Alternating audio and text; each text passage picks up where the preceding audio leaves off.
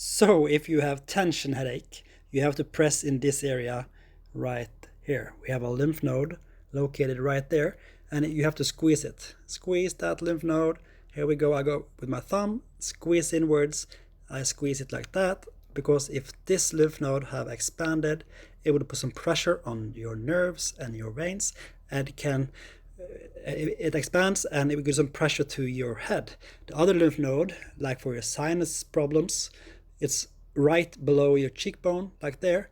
And then there we go, below your cheekbone, like that.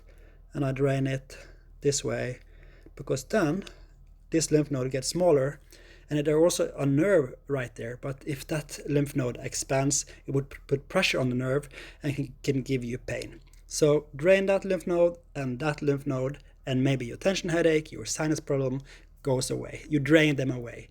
Thank you for watching. My name is Rune Aabø. I'm from Norway, and I try to teach you to get pain-free. All right, thank you for watching. High five.